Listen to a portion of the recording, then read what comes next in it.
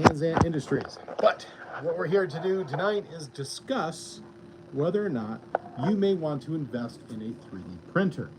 The question I am posing to you guys tonight is, will a 3D or can a 3D printer completely change, revolutionize how your garage is operated?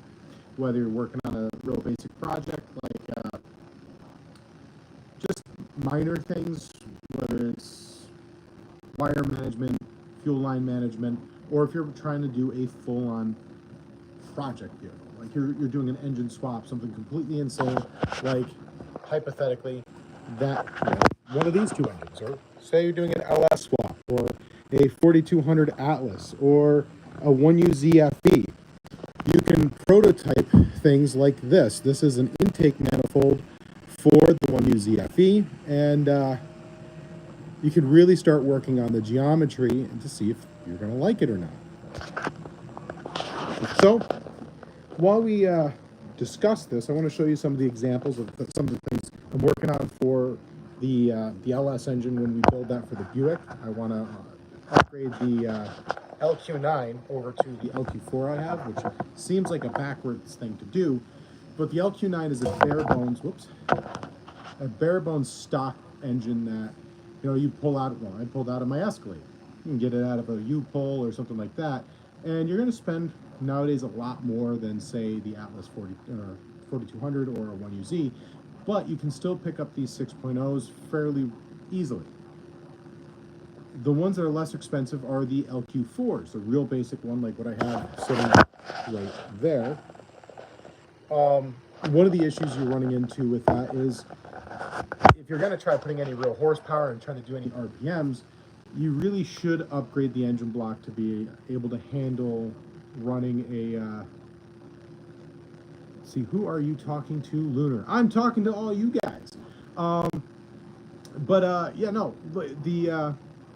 The benefits of upgrading the timing chain to a Generation 4 timing chain that you'd find in a later 5.3 or the 6.2, things like that. This is what it looks like right here.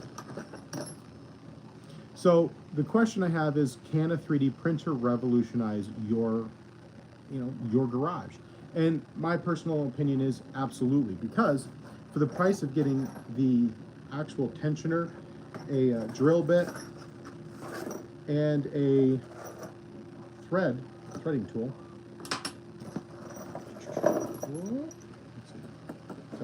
So in order for me to take, I made this right here so that I can actually integrate this onto a 3rd Gen LS. But I can get all of the components for less than what Summit Racing is selling just the jig.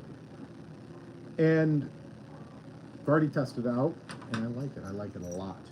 But if you're looking at doing your own project, you can 3D print pretty easily nowadays with things like the P1S's. I recommend those. So far, I've had a lot of luck with them. I've had almost 700 hours on one machine, and the only hiccup I had one day was, what was that? Oh, the filament broke off inside, and I had to heat it up and unclog the jam. It's very easy to use. A caveman can use it. If I can use it, you can use it. So there's other things you can do, like completely prototype entire fittings inside your engine. Something like this right here. So the 4200, I haven't decided what that's going to go into yet, but my goal is to be able to turn that thing into an absolute killer. So I have 3 goals. One, I have a spare 1U ZFE. Actually, I have 2 spare 1U ZFEs in the basement. One of them is ready to go into something, and I haven't blown up the one in the Supra yet. Not for lack of trying. But currently I'm prototyping a intake manifold, and once I'm happy with it, I can outsource to a company within the United States to make the intake manifold. I have 2 different variations I have already designed. The cool thing about going with 3D printing, whether you're doing a line by line like this, or like an SLS or SLM program, which is laser-centered machine or manufacturing, you can actually make really cool things. So imagine, if you will, you're doing a modern engine like the LS, the 1UZ, or heck, even this right here. You can prototype your plenum and your runners, and this one has a little bit longer runners than I've seen anyone make so far. And the end goal on all of my intake manifolds is to have it made by a metal 3D printer, which I don't have, but we can do the prototyping. And the cool thing about the metal prototyping, you can have it made layer by layer at the micron layer or with lasers, and we can actually add velocity stacks with inside the plenum, which I'm really, really stoked about. That's why these have a little bit larger plenums than I've seen other people making, and that's fine, because the goal is to be able to run equal length plenum or runners inside here. So the larger plenum will help reduce the latency of trying to pull the air into the actual ports, and having the velocity stacks inside, I think it's gonna be awesome. So currently, next week you'll be able to see, hopefully, the 1UZ version of it. They have little tiny velocity stacks inside. I don't know if you're gonna be able to see it or not. So you can kind of see there's little tiny ones. The end goal is to have them significantly larger and have more of a bell shape. Now, if you're not planning on making a full-on intake manifold, and say you're going to do what I did with the Supra, which was convert all of the 1UZ components over to AN, including the coolant system. The coolant system runs these. They are AN20s. And what I have here is what I want to have either cast, probably machined, until I can afford to get a smaller metal 3D printer. And the cool thing is you can actually take a piece of paper and a crayon and get a rubbing of the actual shape of what's on the block, and then you just measure out your AN fitting, and you can make a friction fit one like that, just a test fit. So let's go ahead and catch up with the conversation. Captain Do, how are you doing tonight? The answer is yes. Great work so far, Lunar. Thank you. Ron says hello to Captain Do. Sometimes them 3D printers can overheat. So far, mine has not. That being said, the P1S's, the one I have without the AMS, which is the automatic material switching, I don't know what it's, whatever it's. The base one is around 700 with tax and shipping and everything like that. It's about $900 for the one with the AMS on top of it, and the carbon I have that was around closer to 1,700. But you can get lesser expensive ones like the Persias, and you can put them together yourself and things like that. But I found that was the best way to go. Manuel Cruz, how you doing? My sister is in studio graphics designer, and I told her that you're making 3D prints for the big block and small blocks, and I asked her to make a 3D parts for my VW bug mod. Absolutely. So you go to her, you can actually have her come up with the design. I use Fusion 360. It's a great program. So one of the things I'm hoping I can kind of inspire you guys to do is to get one. Doesn't matter what brand. There's I think Creality just came out with one that's like $400. That's supposed to be a rival to the P1S. And the cool thing, like, you can pick one of those up. You can try the free version or the free trial of the Fusion 360.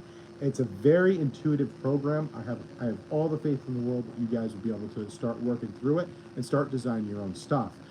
The really cool thing that you will, like, if you have a scanner, like an old-fashioned scanner, not a like 3D scanner, but like one that has the glass, right? You take a rubbing with a piece of paper and a crayon, you put it on there, you can do great.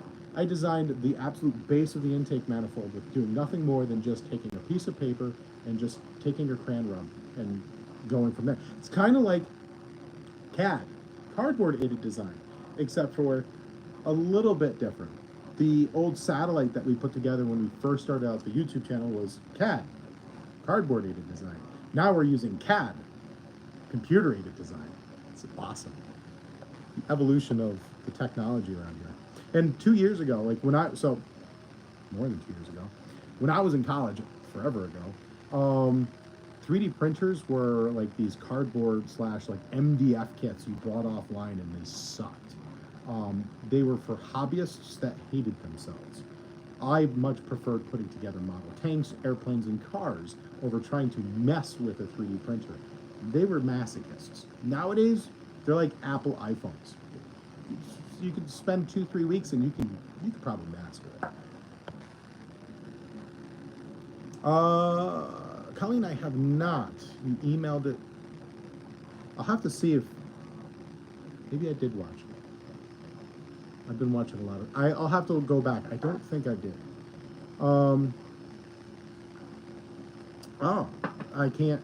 Oh, I can't. Hold on a second.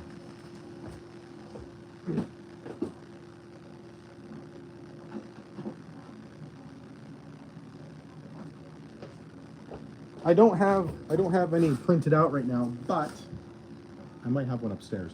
I'm not going to run up there. I got a little printer, so now all of the things that go out, I can produce little, what do you call it? Not a barcode, but it has a QR code on it, the description of the product, and on the shipping package, I put the Card Buddy logo symbol or little what it is, even if it's not a Card Buddy. And then I put a little thank you in. I have the Van Zandt logo, Van Zandt Industry logo, stuck on each one of the products now as it goes out the door. I'm trying to improve not only the quality of the products, but how you receive them. Colleen, you can kind of testify to the fact that I'm not like Amazon. I don't just throw crap in a box and hope it gets to you. I have all kinds of packing material. It's all nice and tidied up pretty nice. See, I gave a list of the 3D parts and specs, and she said she'll try. Yeah, I mean, I don't have any VW engines kicking around here. Otherwise, you know, I could start doing stuff. I have a lot I want to make for the 440 big block next to me. That is on the list of rebuild. It's not high on the list. I have a 7M GTE, which I have some little things I want to do for it. That I really want to build that up someday, but it is low man on the totem pole for rebuilds. I have the 440 or the 455 Buick, which I need heads, timing cover, which is also the oil pump. It's probably about $3,000 or $4,000 more into that engine before that's ready to go into anything. And that's why I'm kind of like hesitant, because it's going to be like 400 to 500 horsepower, if that. Whereas the target goal, and I don't know if I'll reach it, but the target goal for the 6.0 LS is going to be 1,300 horsepower. The target goal for the Atlas 4200 is 700 horsepower. And I'm not going to mention what the horsepower goal is for the 1UZ because that is top secret. All I know is it's all I can say is it's got some. And the goal is I have the supercharged one. I want to make a turbocharged one. Yeah, Colleen said both shipments were packaged very well. Everything goes out with a little bit of love, a little bit of care. If it was made in America home, then it meant it made it in America. Are you using? Yeah. So anyways, back to the other things you can kind of do. Like if you're, this is just PLA. You don't want to put this inside your engine bay. You don't even really want to put this inside your car. PETG is okay inside your car. ASA is really good inside your car. Nylon is kind of overkill. Also, nylon can absorb moisture and changes the how the product ends. Also, you have to have a pretty good printer to be able to make ASA is okay. It's a form of ABS. It's a little bit, it needs to be enclosed. That's a big part of ASA. But nylon, you need a little bit more technical printer. That's why I have the carbon. Anything that's being made out of nylon will be made with the carbon or a different printer that I get down the road. PETG, ASA, and anything below that, I've had really good luck with out of the P1Ss. But it's just, the biggest thing is, this right here is a EGR block off. Actually, no, this isn't the EGR one, sorry. This is the vapor canister that, you know, the little solenoid that sits on top of the 8.1 liter Vortec or off to the side a little bit on the 6.0s. You can make this. You just take the old one, the actual solenoid out that actuates the vapor coming out of the engine, going through all the emissions nonsense. And you can actually just block it off with this. And just measure bits and pieces. You can run the original O-ring in it. Not selling these. I'm just saying you could make these. And it doesn't take long to design this. It takes like half a minute. maybe now. And then you just pop it on there. Make sure it's made out of ASA, preferably. Anything that is closer to be able to handle 200 degrees Celsius.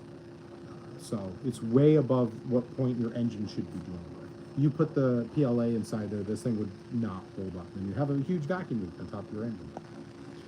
The other cool thing about it is you can get, I don't have one, you can get different types of scanners. So they have LiDAR ones, they have other ones like that. You can actually scan your engine bay and use that to manufacture things that don't exist, which that's on my list. I want to get one made by Creality that it uses blue lasers and stuff like that, and it's way above my pay grade. But I can scan an entire engine bay and then make, so currently the Supra has a cold air intake that is from Advance Auto. It sits right next to the radiator, and it's great. It sucks in all hot air. So one of the goals I want to do is actually make an airbox so I can scan the whole engine bay. I can make a new elbow for the back of the supercharger, run it down to I want to put a LS throttle body in it, and then I can make the airbox and everything like that. So no, I don't have a fan running. What is running right now is these guys right here. What you're hearing is these things right here. They are two P1Ss running to make the intake manifold for this right here. So this is just currently not blocked off, and this will be a front-facing intake manifold instead of a side-facing intake manifold. The goal of making a really nice turbocharged setup. But this guy right here is making that and making all kinds of noise. And that's the second half. These are not going to be functional parts. These are parts just for testing it out. And that's the cool thing. Once you get something that you really like, you can actually send it out. There's a couple companies in the United States, or you can go to a local CNC shop and have the parts made. So if you're like me and you really try to have everything made in the United States that you use, or the Supra, a lot of it came from either Australia or New Zealand. So at the time, Elite Manufacturing was in Australia. Now they're in New Zealand. And Cartoon Calvin, incredible wealth of knowledge. He was located in New Zealand as well. So a lot of the parts I tried sourcing from either Australia, New Zealand, or the United States. Unfortunately, there's not very many options for a lot of this stuff made in the United States. So I'm trying to change that, and I'm hoping you guys can, if you can fabricate with a welder, get out there and start making parts. This is the time to start making stuff, because was it strike while the iron's hot? Go for it. Oh, there's my butter.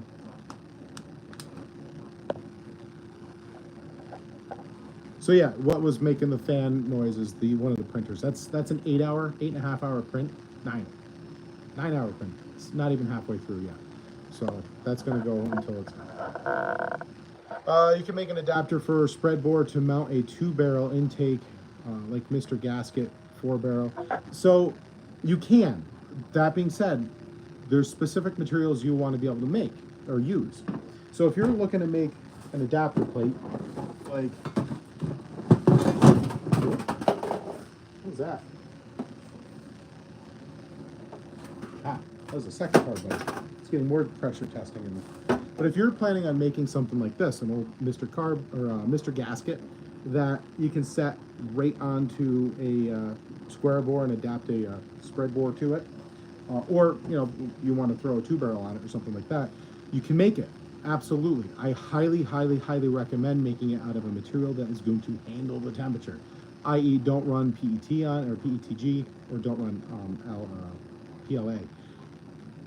I think its location and exactly what it's exposed to, an ABS type plastic with carbon fiber reinforcement might work. It would be chemical resistant, and the carbon fiber, believe it or not, does not help make it stronger. It actually helps it handle temperature better, but it will actually make it a little bit more brittle, because the carbon fiber goes with the strands of the actual print itself, and it doesn't really spread very well. So unless you're running something like a marked forge machine, which is like 12, $14,000, which can run continuous strand carbon fiber. You're probably better off going with something like fiberglass reinforced nylon, one of those, because that will really be able to handle a lot of heat. That being said, nylon takes, absorbs moisture. So whether you're, again, the intake should not be over 200 degrees Celsius. Just saying. So there are, there are different materials you can use to make spacers. The other cool thing is you can use a nylon, again, absorbs moisture, so I don't know if I'd recommend it for this. You can use ASA to manufacture fuel line, whether it's AN fittings or whatever, hard lines. You can make holders to run through your frame rails or on your frame rails, on your frame itself, and you can actually organize your fuel lines exactly how you want it without having to do zip ties, and it will look great. And at the end of the day, I mean, even if someone's looking at it, they won't really tell that it's 3D printed unless they get real close. 3D printing has come a long way. I used to hate it. I thought it was dumb, but I've seen the errors of my ways. And then you can always get, like, these I do have at the shop. You can take this thing right here. This is a tail shaft block off for a TH400 or TH350, and this right here is a little plug for the dipstick tube. You put these in there, so if you're doing, just save yourself the headache. You can make these real easy. I made them at a TPU, so they are actually flexible. You can stick this in the back of your tail house of your output shaft of your transmission, so when you're putting it in, it's not leaking everywhere. So little things like this you can print in a couple of hours. These take, I don't know, about 30 minutes to make, but you can make these things up and put them inside your garage, and if you're ever doing an engine swap or transmission, you're pulling the transmission out, you can stop spilling that everywhere. And sure, you can, if you can find something to cap it. I know somebody that has stored a ton of them over the years. It's great. Have you ever used Send Cut? Or is it Send Cut? No, I have not. They used to make spacers out of wood. See, well, so wood has a flash point of over 700 degrees Fahrenheit. So, and the cool thing about using wood is it won't spread the temperature from the actual intake manifold up to the carburetor. So that's actually not a bad thing to use, as long as you're using preferably a hardwood, not like a softwood. But yeah, I could see someone making it out of like oak. Be funny to see, but yeah, I could see someone doing that. I've never seen someone do that. That being said, I wouldn't throw shade at someone who did. Let's see. Are you making a lot of parts nowadays? Yes, I am. So, if you're interested in a car buddy, of course you can go to LunarOutlaw.com. You can pick up a car buddy. I have all kinds of stuff. I have, like, with all of the different variations of stuff, I've gone in 6 weeks from nothing to over 46 parts available, or should be available by the end of next week. So yeah, I'm like up at 1 o'clock in the morning prototyping things. Although I have a disclaimer here, that's probably going to taper off a little bit because this week is actually looking like it's going to be pretty nice. In fact, tomorrow I'm hoping the square body's front suspension is finally coming off. We had 4 inches of snow yesterday. I'm waiting for this warm weather that's supposedly supposed to be destroying the planet, because I'm not getting it. It's terrible out here. It's cold, it's miserable, and I'm so glad we're in mud season. Mud season's better than snow season. So yeah, tomorrow, square body starts again. Hopefully by the end of this weekend, the new suspension is installed. That means the frame has been painted, and we are getting ready to stuff the 8.1 liter Vortec in it. I have a lot of stuff. Once we start doing the square body stuff, I don't have it here. I have a bunch of stuff that I'm prototyping for the square body. I'm going to be unleashing the floodgates for stuff you can use for your engine swaps, and a lot of stuff specifically for square body and 1UZ 4200 and LS. Because those are the things I want to particularly build right now. But if you don't want to spend the shipping, first, if you buy over $100 worth of stuff, you can get free. It's like $99. You get free shipping. Just top of the banner, it says free ship. You type that discount code into your order, free shipping. But if you don't, you want to hold one of these Carb Buddies in your hands, they will be available at Carlisle. I don't think I'll be able to make it down, but one of my buddies is bringing a bunch of my stuff down with him. He goes every year, I think twice a year. But Spring Carlisle will have Carb Buddies as well as block off plates. Should have different types of transmission stuff. So yeah, I'm gearing up for Carlisle. So hopefully you guys can actually get a bunch of stuff down there. I don't know if I'll be able to make it. I don't think I will. Also, they'll be available at the tower at Lebanon Valley Dragway. There used to be a TBI gasket made out of cardboard. Yeah, I mean, is it actual cardboard or something similar to cardboard? And it's like a spacer. Oh, there's one that's, I don't know if it's cardboard. It's not cardboard. Let's see. Is it 482 Thunderbolt? I can't think of his YouTube name. But Finley is making, he has the Carb Cheater, and he has an electronic timing light that he's designed that's really, really awesome. He just recently launched a composite spacer. I was originally going to make spacers, but again, he's doing a composite, and I think that's a much better solution than what I would do. Just because even if I do make it out of nylon, I just don't think that you're really going to get a good deal out of it. And I haven't personally played with nylon enough to be like, oh yeah, I'm good at that.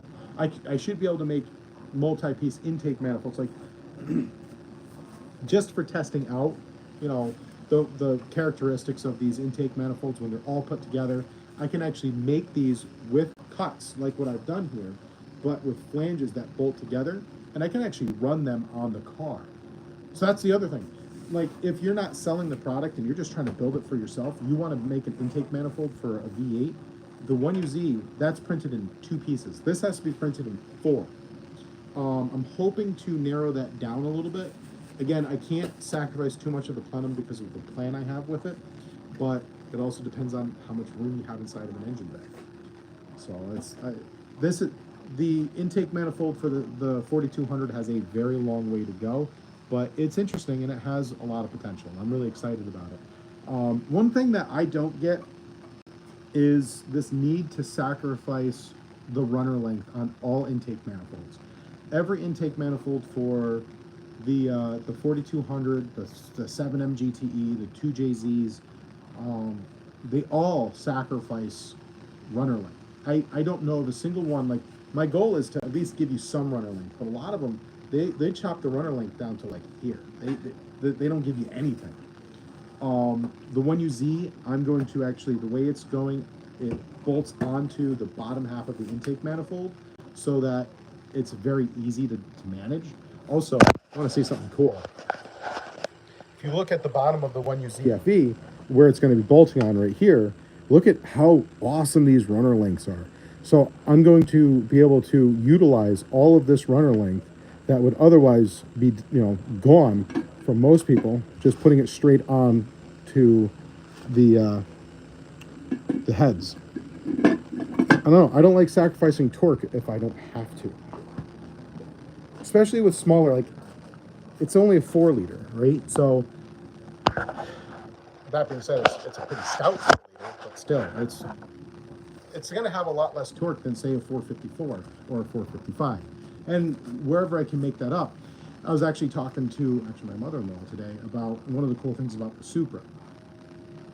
the way I put that thing together, it's running, even when it was running naturally aspirated, which put it around 310, 320, maybe a little bit more horsepower.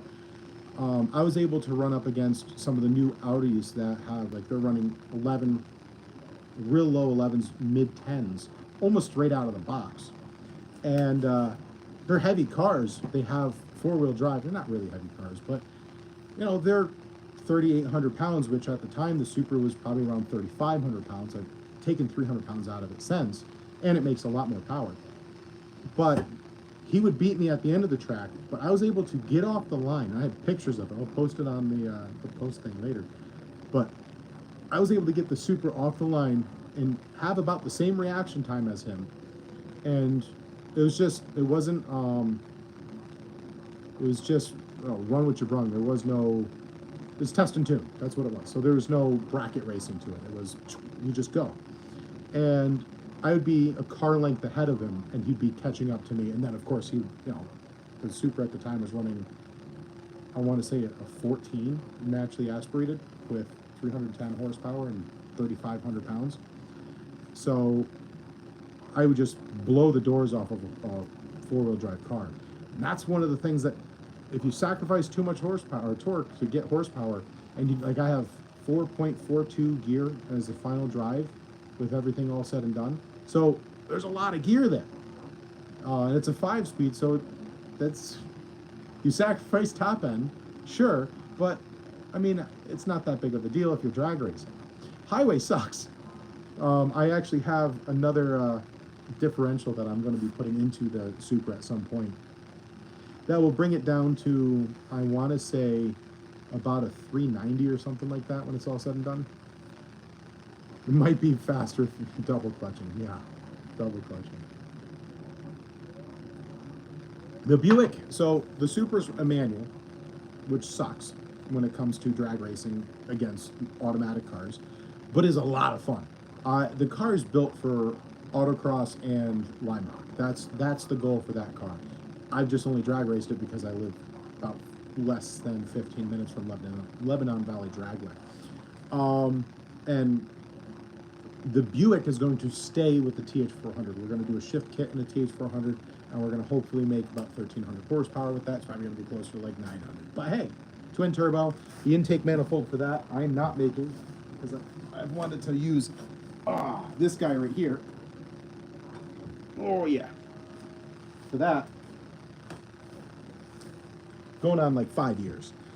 So I've gotten sidetracked with building the Supra because it was a lot less expensive than doing other stuff. But yeah,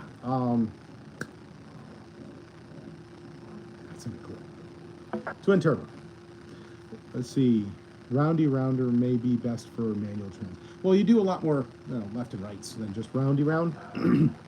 Yeah, it's far more fun, as well as I think it's better to run it, unless you have a really responsive, not like early 2000 flappy paddle shifter. Being able to tell your car where to go, when to do it. The only car that I've ever owned that I would say has a nice response for automatic transmission, or for an automatic transmission, is the car I bought from my buddy Roland, and that's the 2012 Chevy Caprice PPV. You put that, you press and hold, you press the two buttons down, and it puts it in pursuit mode, and that thing will engine brake, so it'll actually put it down so that real low gear, high RPM, so that the engine is actually helping you slow the car. And that is one of the most aggressive cars with an automatic. I'd say probably one of the most aggressive cars I've ever done. But anyways, back onto, do you guys have any questions about some things that the 3D printers can actually assist you with in your projects, other than making little things? Again, not going to be selling EGR or emission block off stuff, but you can make them for really next to nothing. The other cool thing again is, if you have plans on mocking something up, you can 3D print something like this is a 1UZ FE engine. You can just print that out and kind of start getting ideas of how things are going to go. You can see, hey, your starter goes back here. We're going to be burying it. How do we avoid it? You can say, hey, What about an LS? How does the LS sit inside your frame? You can actually mock up your frame and everything right in front of you and kind of be able to pick it up and do the whole, you know, okay, and wrap your head around what you're doing before digging right into it. So even prototyping your project car on a small scale, if you spend some time at night when you're not in the garage, you can kind of start putting together things that sure may not end up in the actual vehicle itself, but will help you kind of see the forest from the trees instead of just being buried in deep underbrush in the thickets of the Adirondacks. So, and again, the best part is, you know, you can sit down and you can get all of the parts to do things like convert your 3rd generation LS engine over to running a 4th generation timing tensioner for less than the actual, well, about the same amount, but around less than the cost that it would normally run you to make or buy one from Summit Racing or one of the other people out there. And all you would be getting is the jig, nothing else. Try making an LA block or a slant 6 Ford block card holder. It takes a lot of, like, so I was blessed, my buddy actually, this is years ago, he scanned the 1UZ for me. We're talking back when I first was planning on doing the 1UZ swap in the Supra, which would have been before my kids were born. I pulled the engine into this basement. There was nothing in this basement at the time. There wasn't even walls. So this was around 2015. And that engine is actually sitting on a stand over there. I ran into an issue with that engine, and it's since been completely machined and ready to be assembled. But, like, you know, it wasn't until I started the YouTube channel and I was making content to keep myself motivated, and it wasn't until then that I started to turn around and push myself to build things. Because otherwise it was just, nothing got done. You got sidetracked. Projects took years. Now I did the 1UZ swap in the Supra. First phase I got done in weeks. I did the whole LS swap, put the whole front back onto the Buick in 3 weeks. The whole thing, new fuel tank, new front, everything. So I went from when I first started the YouTube channel before, it took 2-3 months for me to do an engine swap inside of my old Dodge pickup truck. To, you know, when I first started the YouTube channel, kind of like scatterbrain, trying to figure out where I was going to be, how I was going to make content. And we went through like 15 vehicles and we did finish them, but the problem was it was like buckshot. Now it's the square body's the project. We might interject it a little bit because I need to paint the Supra or do little maintenance things, but the project is the square body. That is our sole project. And then once the square body's done, we can do a 4200 project. So where do you start from if you want to try 3D printing? For me, learning the design software can be difficult. So we live in a great time. You know, we live in the era of being able to pull up anything on YouTube. There are some incredible content creators that will walk you through the process of using software like an AutoCAD. So my base on that was AutoCAD work, SolidWorks, and Autodesk Inventor back in we're talking pre-2010. And then I graduated in college in 2010. The technology has become so much more easier to use and more accessible. There's a bunch of free softwares for CAD work. There's like Sketchit, things like that. I don't know if it's free. I think it's pretty cheap. You can do the free version of the Autodesk Fusion 360. The problem with the free version of Autodesk 360, and I don't have anything around here that's on the free version, but the free version of AutoCAD or Autodesk in 360 or Fusion 360 I use STEP files, which creates a very nice organic file, where the normal files you'll be able to create, I believe, is limited to only, I might be wrong, but might only be STP, no, yeah, STP files. SCT, SP, yeah, whatever. And they're very blocky. They use triangles to create the surfaces, and you don't end up with something as clean as that. Or like the card buddy, you can see it's nice and smooth, except for where, so the inside of this, there's a little bit of you do have a seam. You can't avoid the seam, but it ends up with a really nice end product using the STEP files. And the software is very easy to use. So before you buy a 3D printer, go on, get the free version of Fusion 360 and play with it. You know, see what you can do, what you can make. Again, the best tool in your inventory for trying, or your arsenal for making 3D products, is going to be good old-fashioned scanner. Not one of these like $1,000, $2,000, $3,000 3D scanners and stuff like that. You want to make something, whether it's something sort of complicated or easy, you just take a rubbing with a crayon, put a nice, high quality, I'll show you what I use. Hold on a second.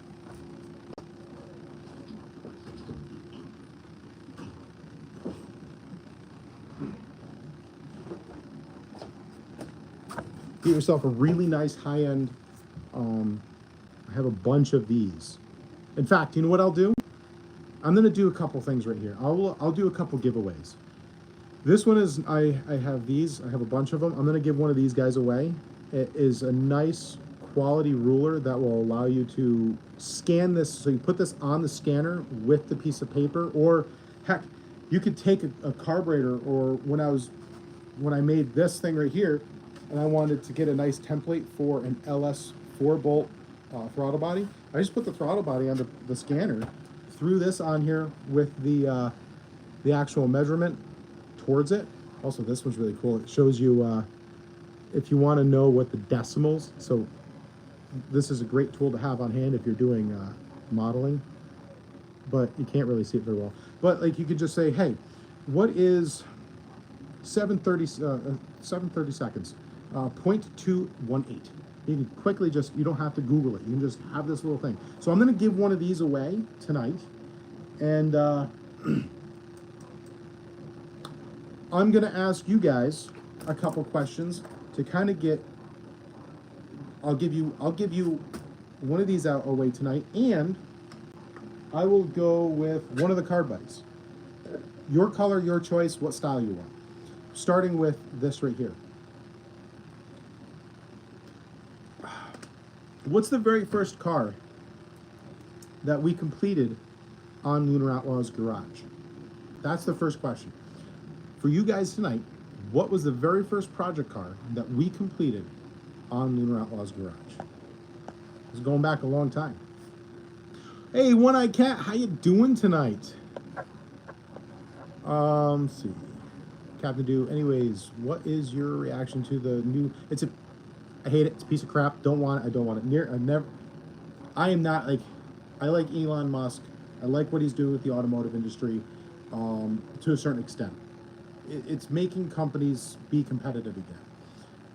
I hate EVs. I have nothing against them. As far as like dealing with them in a fire department role, I've never personally, I don't volunteer as a firefighter. I feel for them though, because those things are dangerous. Every one of them have different cutoff spots for where the power runs through. If you have to do jaws of life, you have to be real careful not to get killed by those things. If they light on fire, they are a nightmare. I don't like them. No interest in one whatsoever. If I ever had the money to buy a Cybertruck, I would LS swap it or put a Cummins in it and roll coal out of it, because I think it would be hilarious. But yeah, no, I have no interest. I really think that Stellantis, I'm not going to make any friends with Dodge or Stellantis. No, I don't. They can pound sand. I think that was a stupid idea. I'm a little bit passionate about the fact that I think they're destroying the automotive industry. But that being said, if you want to go get yourself a Tesla or something like that, and you drive 7 miles to work, who cares? It's an A to B thing. Don't have a car accident. Don't let it start on fire. I'm sure some people got upset that I said that I'm a fan of Elon Musk. Listen, he builds awesome rockets. He has revolutionized the entire space industry with the Falcon 9 and soon the Starship. I'm so looking forward to the 9th launch. That's why I like him. I love space stuff. I have been a nerd my entire life, and I'm really disappointed that I missed out on the golden age of space. You know, by the time I was around, the space shuttle had already been 20 years old. It was, well, I don't know if it was 20 years old yet, but either way, it was relegated to really just barely doing what it used to do, and all the energy, like 1999, we were supposed to have like colonies on the moon. Yeah. And so we're moving into a new golden age of space because of what Elon Musk has done. I love it. Absolutely love it. I could care less about the electric. So the other thing I look at it is the EV cars he makes is like Ferraris. You know, if you want to buy a Ferrari, all you're doing is funding the Ferrari race team. At least that's how it used to be. You weren't buying a quality product. Ferrari knew you weren't buying a quality product. 72 Satellite, no. Or Pontiac, no. 72, the Coyote. I had a Coyote? Oh, you're talking about the Wild E Coyote? No, that wasn't the first vehicle. See, I found your channel because Buick. I missed the earlier products or projects. My bad. Sorry, I'm getting tired. Again, late nights building stuff. The Buick is, I think, my second favorite car ever made was the Buick Skylark GS, Stage 1, specifically. Unfortunately, that car ended up being pretty roached, but we were able to get a beautiful Buick out of Texas and drive that home, and I love that car. It's my second favorite car. I daily that in this, well, I haven't dailied it yet this year because it's been still pretty miserable, and I don't want to drive it on the New York salty roads. Every time it gets enough, I could start to drive it. It snows the next day, and they salt the ever-living Jesus out of the road. So I have to wait for the rain to wipe the road clear. Hopefully, next week I'll be able to drive the Buick again, and I'll be really excited about that. The world is not ready for EV vehicles on the road. In some places it is, but we're talking some places. I just, like, talking to my mother-in-law, she's like, I wouldn't mind one per se, but where would I charge it at work? There's nowhere, so, and she doesn't have the capability of charging it at her house. That house was built in 1931. It still has like 100 amp service, and that thing's pretty tapped out. And it's an upgraded service, but it was probably done in the late, being an electrician. I'd say the panel, it's a Cutland hammer, and I would say it was upgraded in the real early 80s, and it's still, I think, only 100 amp, if my memory serves. So you're really limited what you can do. I started my channel with the 89 Super, right? So the 89 Super is the very first video, and it was just me starting it with the 7M GTE in there. That wasn't a project car at the time, per se, and it wasn't complete. We didn't finish, and it's never, like, that is like my, what do you call it? Mona Lisa. That car will always, to me, it's a work of art. I'm never going to be done with it.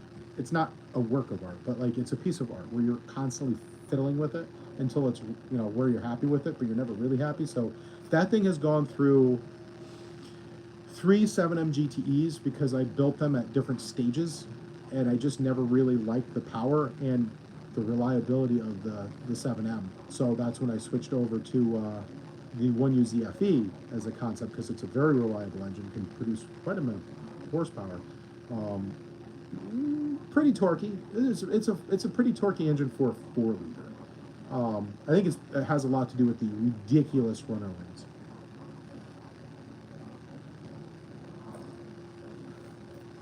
No, it was not the Buick GS that I had. That thing turned out to be totally roached out. We saved it, but I started digging into it, and that's why we have a different Buick. And that's why there's GS parts on my Buick. Colleen says she's been in and out since the Satellite. This is predating the Satellite by a fair margin.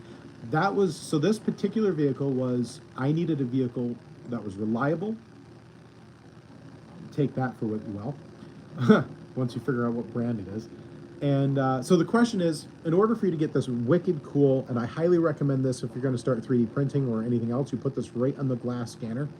It has a very high quality measuring scale. You can just pop it on there, and that's, you take the picture, you put it in as a canvas, and then you scale or calibrate. You calibrate the canvas to this. You just take the sliding piece off, put it in there, and then you're ready to rock and roll. Let's see. The very first person I see on here that got it correct is 38 Racing 2002 BMW. Yes, that was it. It was a 5 Series BMW. That is a, I can't remember. It's a 46, E46. But yes. So do me a favor, hit the LunarOutlaw at gmail.com. LunarOutlaw@gmail.com. If you forget my my email address, you can go to LunarOutlaw.com. It's on there. You can send me an email right through LunarOutlaw.com. It's probably the quickest way. Just go to LunarOutlaw.com. Email me. I need to know your address, and I can send this your way. I highly, highly, highly love this thing. I have like 7 of them. I keep them in different places throughout my entire house. In my garage. I keep one in my car. It's a wonderful thing to have. I just can't say anything better than just how awesome it is. The black BMW, that I sold fairly early. I sold the Celica I had. I sold the Volvo I had, but I fixed the blue Buick, the one that you're talking about, the 02, so that I can haul the twins around, because the Volvo was broken. I bought that BMW for $350. With it getting, with the fees, the shipping, and everything, I had that back on the road for under $1,200. I drove that for like 2.5 years. And the only reason why I got rid of it was because I needed something to fit Teddy in it. And those were narrow cars. I couldn't fit 3 car seats in it. That's why I got the Escalade or the Cadillac.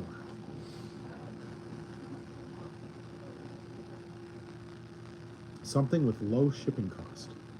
You're not going to pay shipping for this. I'm shipping it to you. Don't worry about it. I got you covered. I just need to know your address, and I will pop this in the mail. I have a whole little shipping center over there now. It's wonderful. It takes up 15 square feet of my life. It's funny though. Ray probably has a dozen of them. These are Atlas Capco ones though. Do you have an Atlas Capco one? Love it.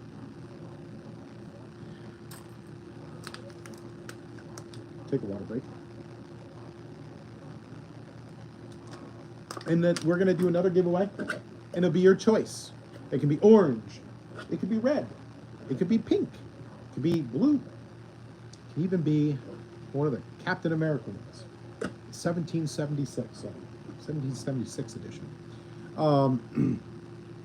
But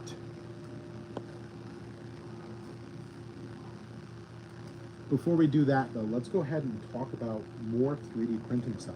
This is what I was looking for. You sold the cop cars. No, I still have the Chevy Caprice PPV, but I did sell the Trash Panda. That was in the I need to be able to afford stuff, and I had 15 vehicles, and I can't afford 15 vehicles. The other problem with having that many vehicles, as they were all pretty much shit boxes, is keeping them running. It becomes a full-time job just trying to keep that many cars running. So I'm down to the Red Super, which is my youngest Teddy's. I have the black Golden Eagle 06 Jeep Wrangler. That is my oldest son's. And then I have the white Cadillac Coupe de Ville from 1963. That's my oldest. That's Samantha's. And then I have the black Toyota Supra. That's not going anywhere. I have the Chevy Caprice PPV, and as far as anyone else is concerned, the only thing I have is the red pickup truck. I need a bigger yard. Someday, maybe. But these are really cool. So if you're thinking about doing 3D printing, I actually printed these out with just end filament rolls. That's why they're different colors. And the cool thing about it is these are not my design. I'm not particularly keen. I'm going to probably come out with my own, because I didn't realize when I printed these you need to put O-rings on them. But you can make these, right? And what you can do with these guys is create your own headers. So they can all go together. You can O-ring, with the O-rings, they are supposed to snap together, but it was like the amount of O-rings I would have to buy to actually make these things it's astronomically expensive. I wish there was, and I'm eventually going to have the time to do it, ones where they just click onto themselves. And then you can put it all together, mock up your exhaust header, and then from there, you know what you need to do to weld it all together. Captain Dew, don't we all need a bigger yard? Yes.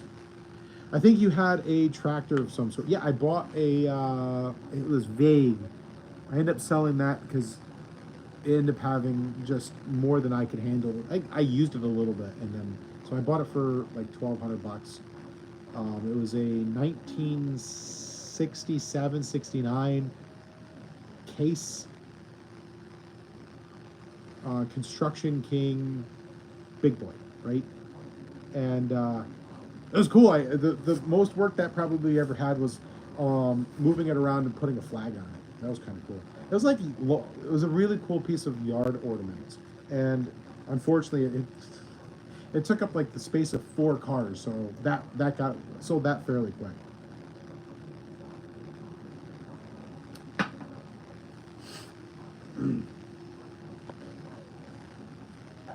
Yeah, Colleen says, hit that thumbs up.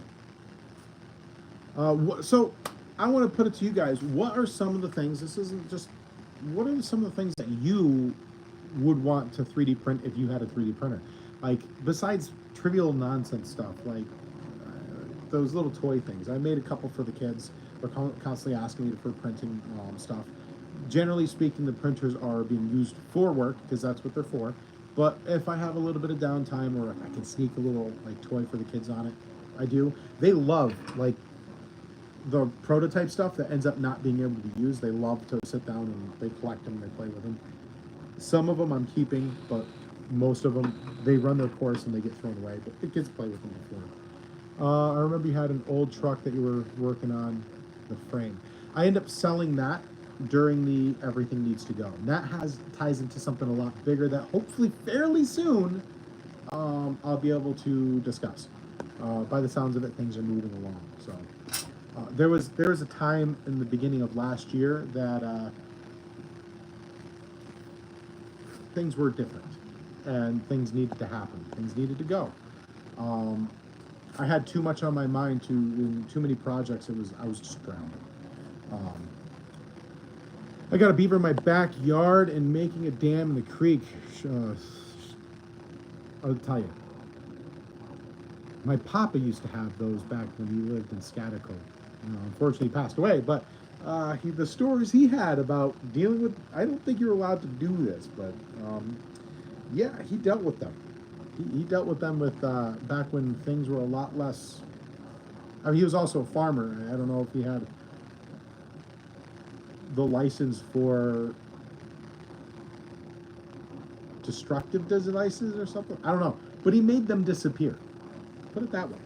So we'll do another giveaway. I want to see if we can't get we get 15 people. We get 15 people in here. I'll do a card buddy giveaway. How hard would it be to 3D print front and rear cover alignment tools for LS engine? I have a couple already designed. I thought I had them printed out, but apparently if I do, I don't have it in front of me.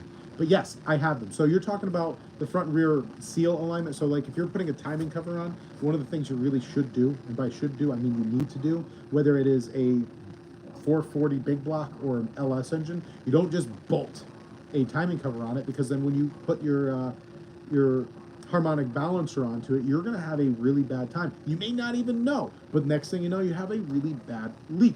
You need to install your harmonic balancer and then bolt your timing cover to it. Same with the rear seal on those one pieces. It doesn't matter if it's a small block or a big block or anything. If you're installing it, that's what you need to do.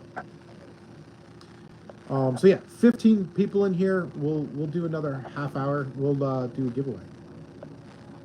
New hood inserts for my 70 GS cowl. Mine are good, but are not. Are you so okay?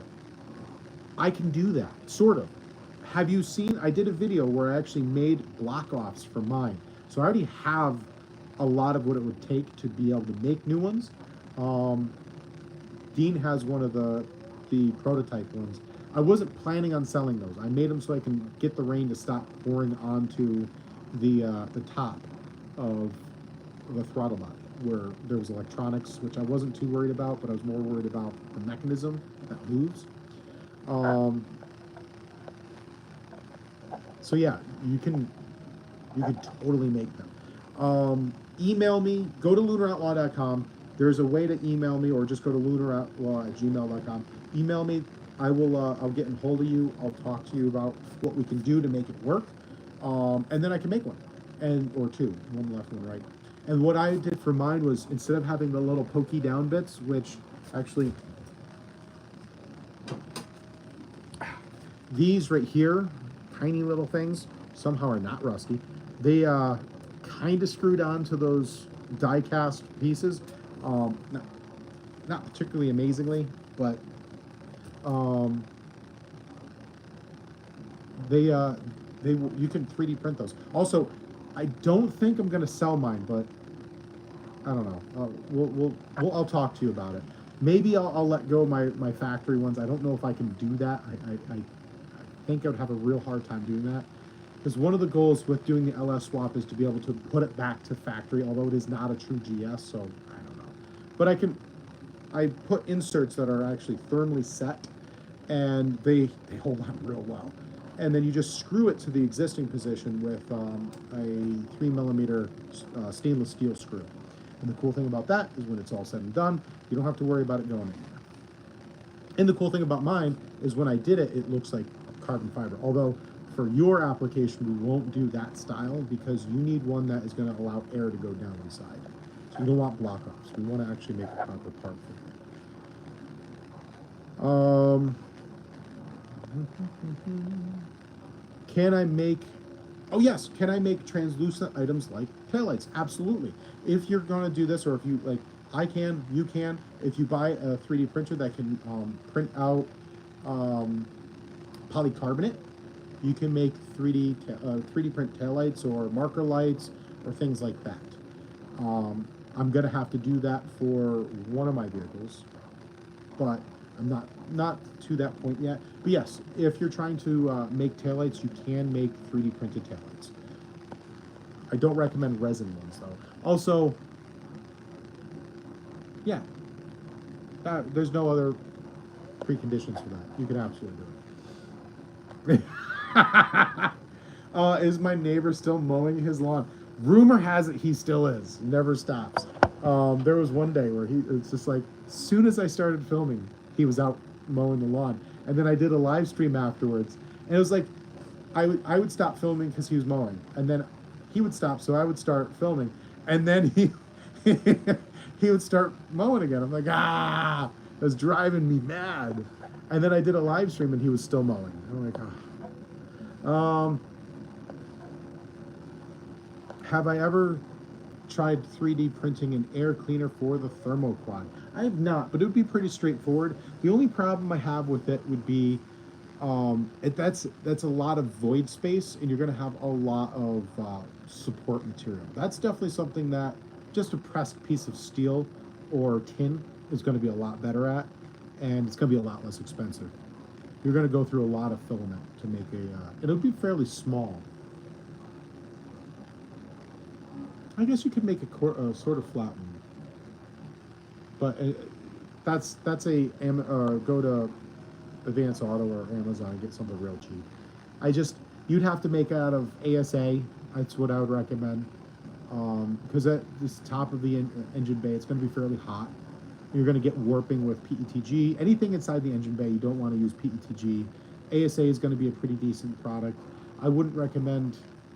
I don't know if I'd recommend nylon, because of you need to have tension, and as you tighten it down, the ASA is going to hold its structure pretty much indefinitely, but the nylon, as it absorbs moisture from the air, its properties are going to change. So I don't know how well that would actually work out. Yeah, Colleen, shoot me an email, or we can talk later this week. I'm going to be, I think most of this week I'm going to be underneath the truck, and I really need to focus on that. So,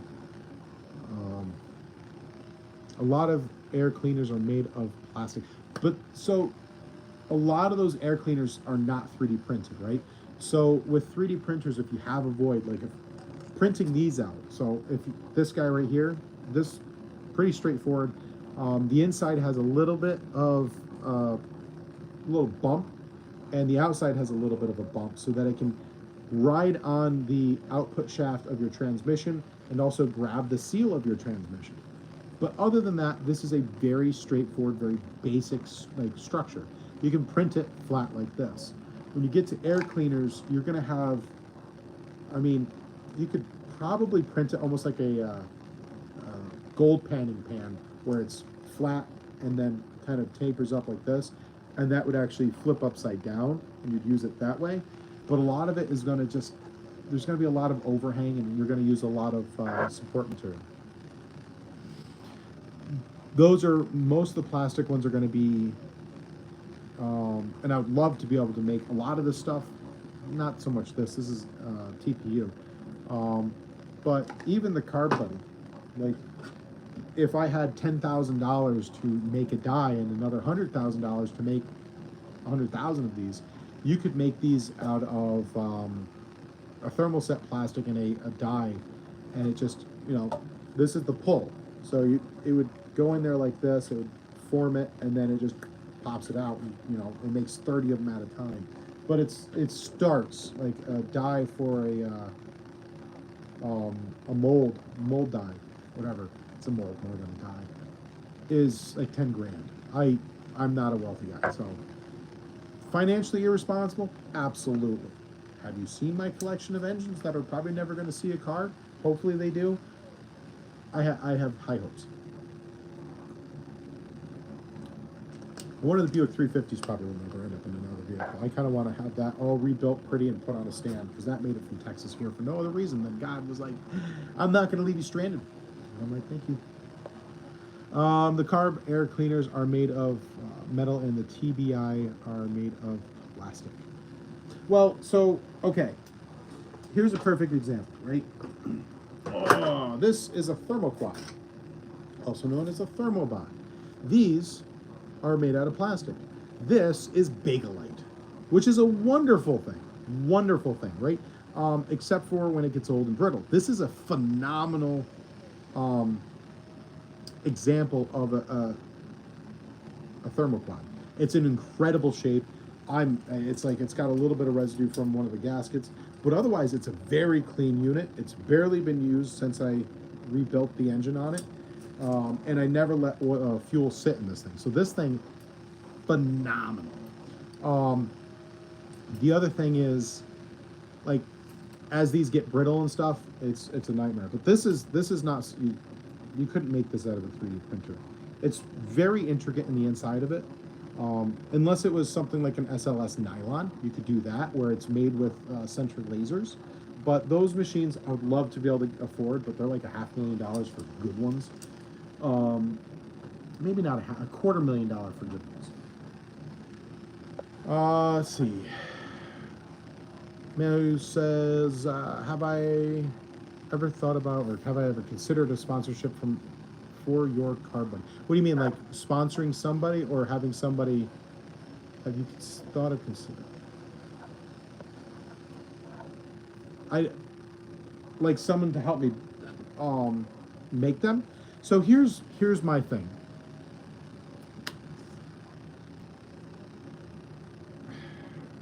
And this goes back to whether it's my dad, my stepdad, my grandfather, or my papa. All of them worked incredibly hard all their life to be able to accomplish something. My stepdad and his father all worked for themselves for Vans Electric, and they started that company from the ground up back in the 50s. His father did. My papa was one of the founders of a company that is now gone because they all retired. But it was Wiley Brothers out in Scaticoke.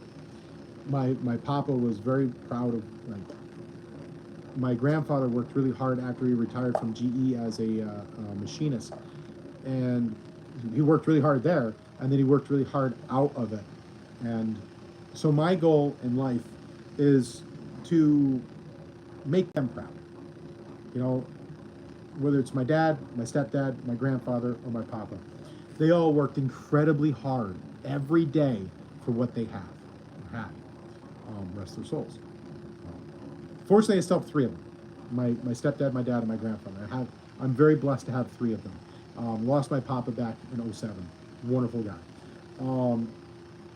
And all four of them are the reason I am the way I am, which is like a workaholic. I don't know. It's the best way to put it. I have a hard time pushing stuff that I don't personally use or believe in. So like t-shirts, like if you want to buy a t-shirt, go to LunarOutlaw.com. There's a link. You can go to my supplier that makes the t-shirts, because I can't make t-shirts. I have no idea how to make t-shirts. I don't know how to make a quality t-shirt.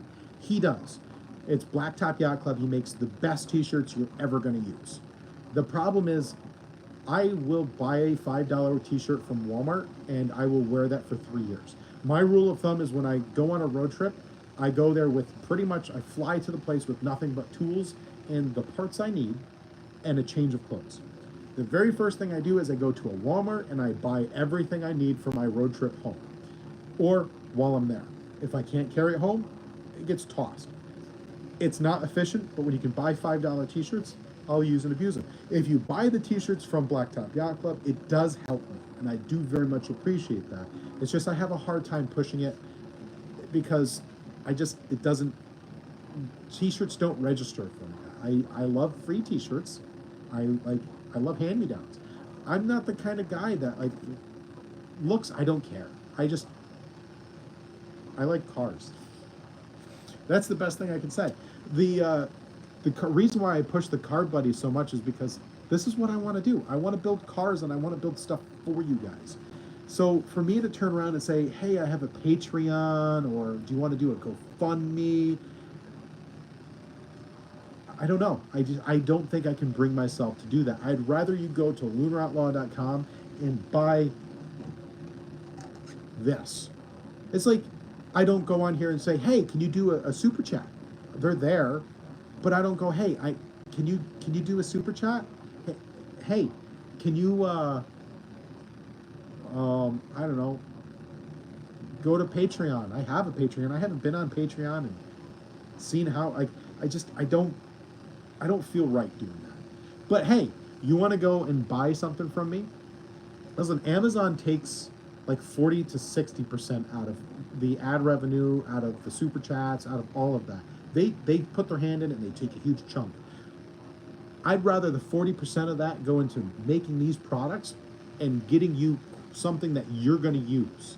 So if I can build up my company and my YouTube channel and Van Zandt Industry by you going to buy a product from me, I'd rather do that.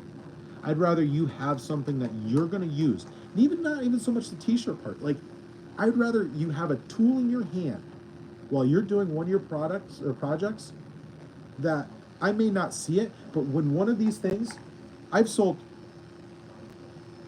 mostly through TikTok and Instagram and some of my shorts, but see, John Wilburn was directly responsible for selling 4 of them. If you guys use his code, like right now, No Name National is NNN. If you use the code, the GOAT, that goes to Randy, that goes to Santa, goes to Santa's Claus Workshop. There's a couple other YouTubers that have not started to, and I don't want to say their names or their codes, but I'd rather get back to them, and you guys use the free shipping code if you get over $100. Like, I'd rather build my company with hard work. I'd rather say I sold 100 of these today. I've sold, since I started 6 weeks ago, I think I've sold 46 products between these, the engine block-off plates, like that you see. So between the Car Buddies, these block-off plates, I've sold 40 products. And I'd rather do that. I'd rather know that someone somewhere is using something that I made to help with their product or project, then just be like, yeah, do a super chat, thanks. And like, I don't know, does that make sense? Am I off base on that? How hard would it be to personalize the carb buddy? If you reach out to me, it's going to be some work. So like, it depends on what you're trying to say. Like this color scheme, I tried really hard to get the color scheme on this, but unfortunately, because of the geometry, it did weird crap. So the internal structure of it was wonky. It ended up causing really bad prints, and I hated it. And I will not sell until I figure it out, and I may never, a Carb Buddy 1776 edition. It's not currently. It's not feasible. I'm not happy with the product. Nothing will leave my house, or hopefully someday my factory, without me really happy with the quality. Like Tommy Boy, you know, like that movie. You can, I'm going to butcher it too. You can take the word of the butcher of the quality, or you can stick your head up the cow's rear end to things like that, right? So again, if you want, I can talk to you and we can see. Now, custom parts do cost money, and I'll show you something.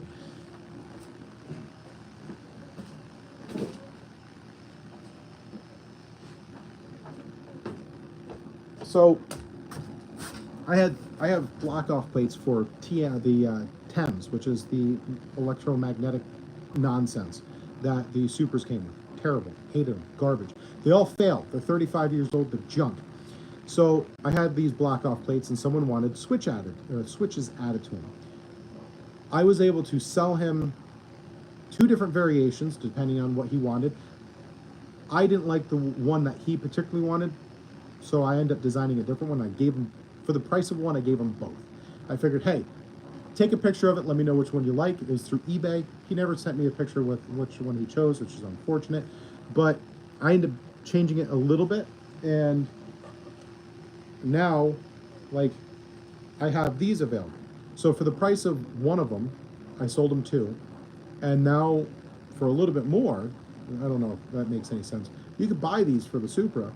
And I'm hoping to have these available, different types of functions for square body. I'm actually, hopefully tomorrow, I get the part in the mail, and I will have an awesome part for square bodies. I'm really excited about this thing. So hopefully by the end of next week, there is a square body. So, you know the little door that holds your cigarette lighter and your ashtray? You can actually take the ashtray out, and what I've designed actually fits in, clips into place, so it's not loose or anything. And it will actually allow you to wire in multiple USB, I think 3 USB chargers. Yeah, 2 USB-Cs and 1 standard. And if you've ever charged on your old square body and had the little cigarette lighter fuse constantly blow, this will remedy that. You can still have your cigarette smoke thing right there. You can put a whatever, like an AM FM transistor, so that you can listen to your music through AM FM radio. But this will allow, right next to it, the ashtray comes out. You can still close and lock your door as long as there's no USB plugged into it. You can still close and lock it, and not lock it, but close it. And when you want, pop it down, plug 3 USBs into it. I made it for myself because the goal for the square body is to go cross country with the kids, and being able to charge stuff is important. Irregardless, back to this. So the thing I designed with this particular product, and this will be integrated in other products down the road, is being able to take a 19 millimeter or a 12 millimeter switch, momentary or latching, and this actually clips right in. It's not glued. It's a nice friction fit. It's great about 3D printing. Friction fit, doesn't fall out. So you can put this into its position wherever you want it to be, and you can just line up the switch and just screw it in. That easy. I just cross-threaded it. You don't need Loctite when you cross-thread it, so yeah. Don't cross-thread it, and you can just screw it in there.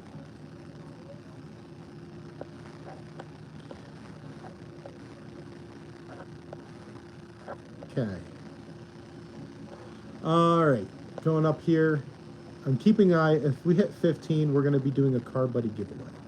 So far, the most popular, I haven't sold any of these yet. I only have 2 of them. But the oranges, I can't believe how popular the orange is. So I recommend the orange.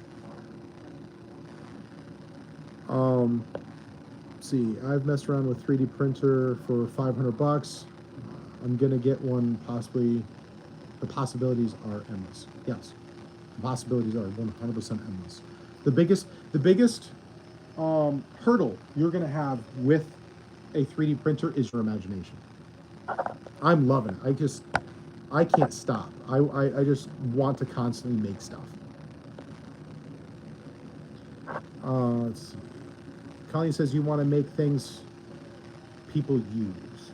I'm very frugal person. I laugh at these people bitching about the tariff because they need to buy clothes and shoes and blah blah. Yeah, like I'm the same way.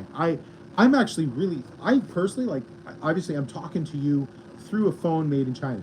Find me a phone that's not made in China. Like, good luck. I really hate the fact that we're so reliant on a country that uses virtually slave labor to make everything.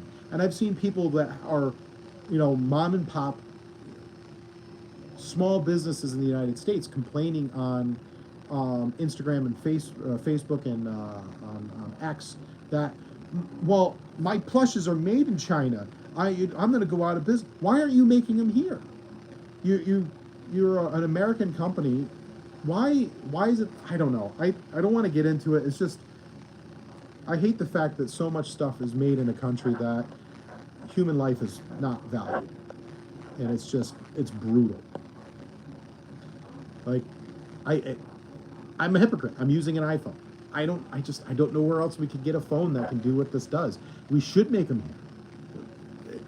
People are like, well, your $300 phone is going to be $1,400. These used to be $1,400. They used to have plans through AT&T and stuff that you were able to knock it down. In fact, I don't know. I think I pay $30 a month for the privilege to use this thing. I think might be done paying that off. I don't know. It's a 13, so. There's no cigarette in the back seat. I don't know. No, there's no cigarette lighter in the back seat of the square body crew cab. The kids don't need one either. The kids don't need to mess with stuff in the back. They don't.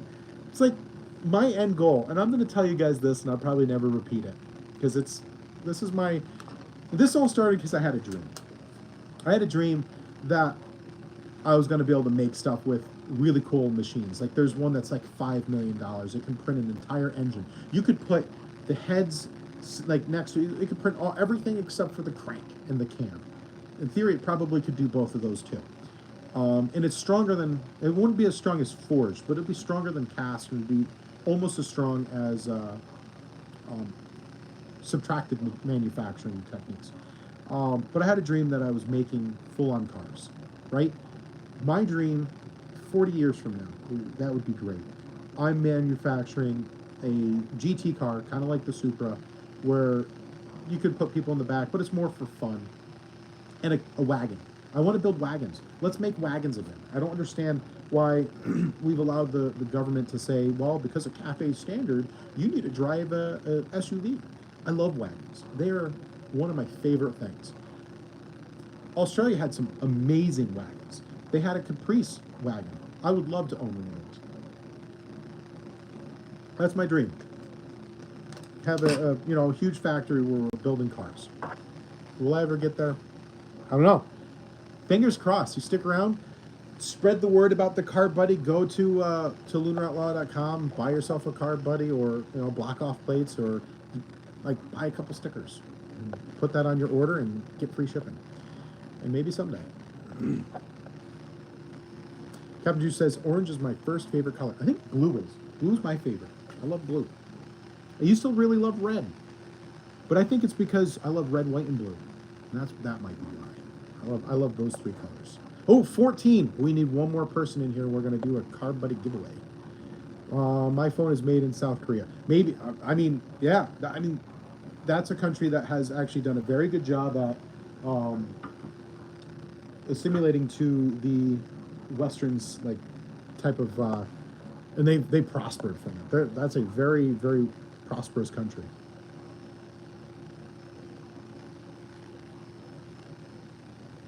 China is now on hold for a couple more weeks. We'll see.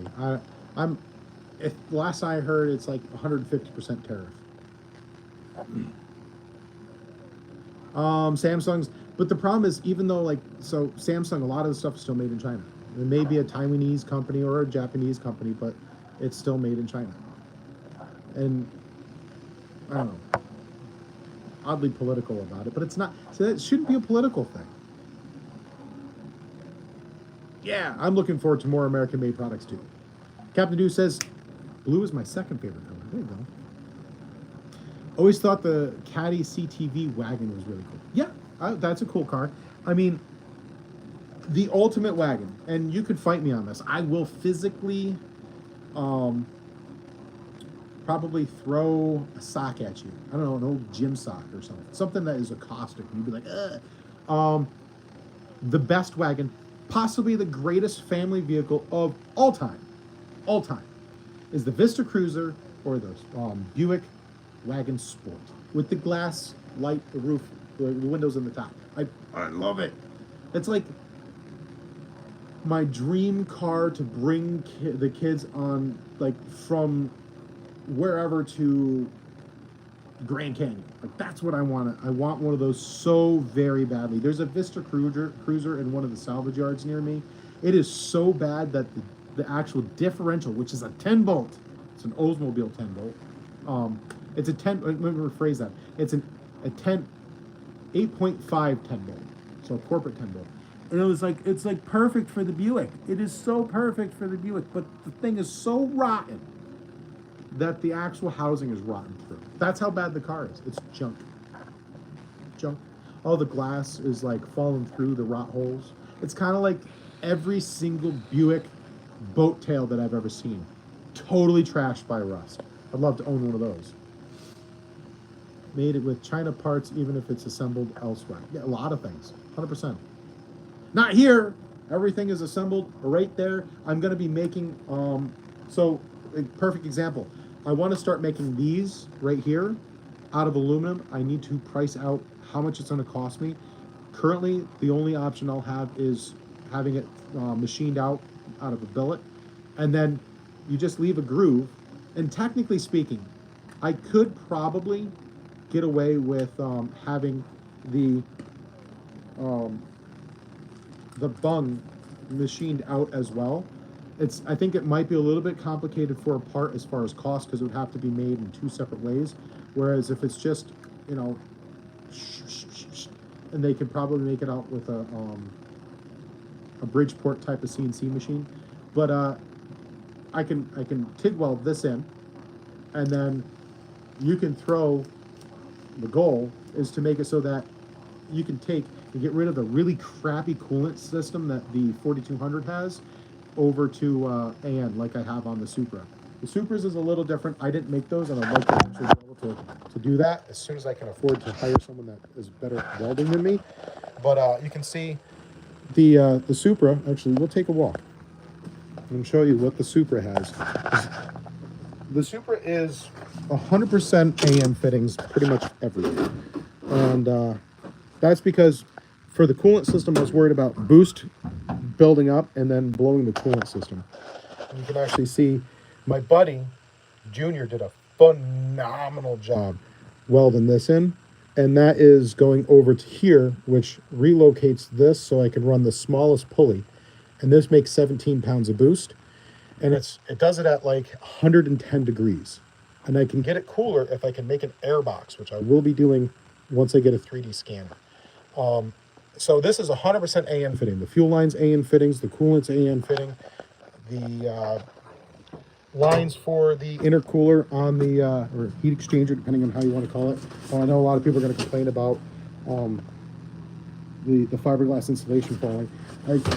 People are like, oh, that's going to kill you. But I used to work in rock wool. That's far worse. That's if I die from some type of fiberglass inside my lungs, it's going to be because I worked in rock wool. 14. We just need one more. We haven't hit 15 yet.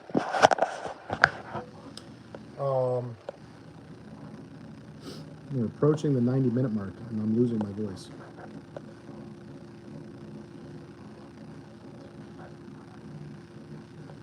Let's see. Roof windows rock. Yes, they do. Can't argue with your wagon choice. Thank you. I'd like to. A good debate's always a wonderful thing. So far, we've gotten up to 14. Come on, one more. Might just... let's see. I missed my light aunt's old Saint wagon. It was a 1979 or 81 Pontiac wagon. She had it from 97 to 01, and she sold it. I'm trying to think what that is. That must be similar to what the Buick ones were. Like, they kind of had a woody version of it.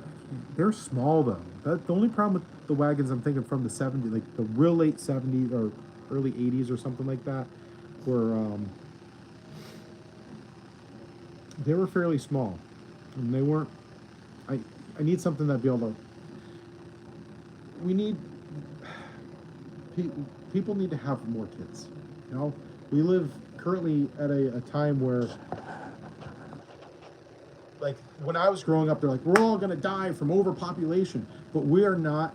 And this, you can fact check this. It's 100% true.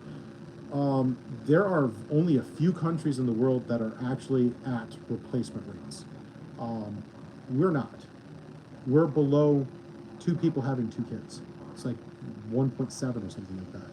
Other countries are far worse off. Japan is like 1.2. Some countries are below 1.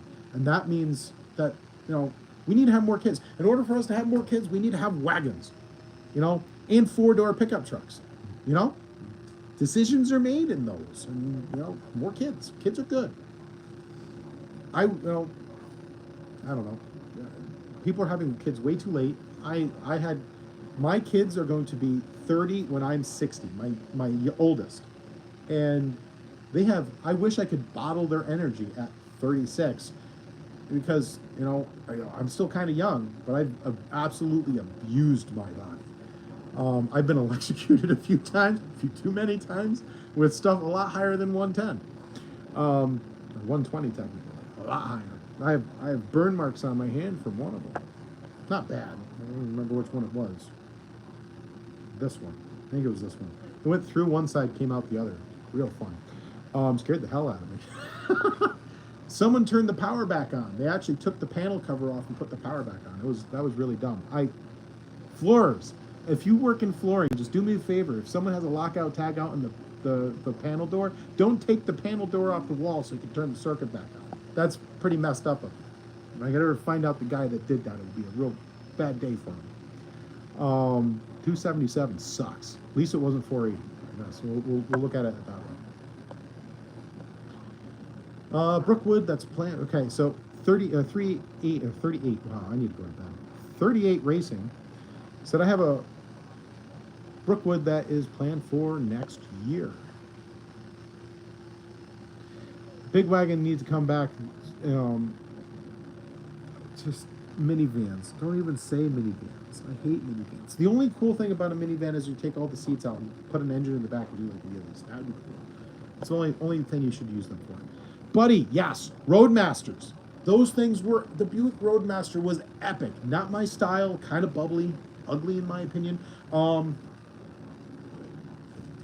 Oopsies. There goes that. My red Supra made the classic car cover in December of 2021, 22, 23. And I love this. It's, again, not really my style, but, and also they made that thing look tiny. Like, the forced perspective here, the Buick Roadmaster is much bigger than that.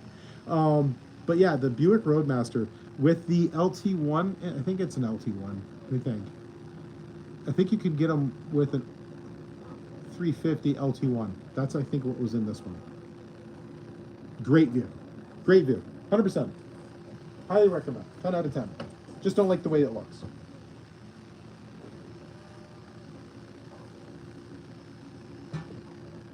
Not Buick's best looking car. My tools are Chinese. The guys are making everything now. It's like everything's Chinese. Hold on a second.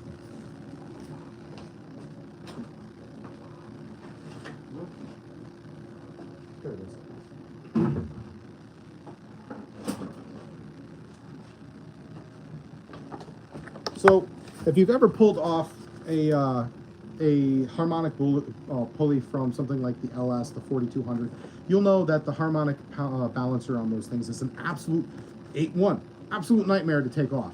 I broke so many 3-jaw pullers trying to get those off, not even fun. So I picked up this Mac tool, right? This thing is awesome. I love it. This cost me an arm and a leg. It's got ratcheting things, so you can put it into where it doesn't like ratchet. You push it to put it back in, right? And you can get it to where you want it to be. That way you can start the process in a nice, fairly easy spot, right? I've never actually looked at where this was made. Right off of Mac Tool, right? It's a Mac Tool part number HBPP3L. If you're ever pulling harmonic balancers off of an LS, I highly recommend it. If they make a knockoff and it's quality, sure, whatever. But I don't see where this was manufactured. And you'd think if it was made in the US, it would be like, I put a sticker on all mine, manufactured in the United States of America. I'm proud of that. And I will always manufacture in the States. And if my kids inherit my business and they want to pursue it, I will haunt them if they produce outside of the United States. Well, that was like a puzzle trying to put that back together. So, paid premium. This is meant for GM. Oh, this is actually meant for LS in Ford Coyotes.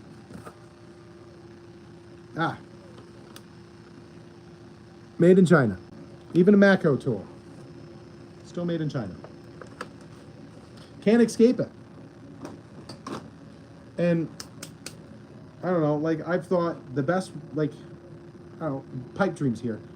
My goal will be to, anyone that works for me would get 3 weeks off, plus Thanksgiving, Christmas, and New Year's weeks off. That would be on top of the 3. Because let's be honest, you and I, whenever we have to go to work on those, we're there just to collect a paycheck that week. If we have to work on the week of Thanksgiving, the week of Christmas, and the week of New Year's, our productive capability is that of a gnat. At least mine was. It's like trying to keep the attention of a 3-year-old. You can't. All you can think about is, I want to get out of here. You're not productive. So pay him for the week off on each one of those. It just makes sense. And also, bring back giving, like my papa did this for, and he was paid this way, for the companies. He got his normal salary, and then he got a retirement package, which included, keeping it private, not going public, and giving them shares. And then when they retire, they just cash their shares in, and that's their retirement.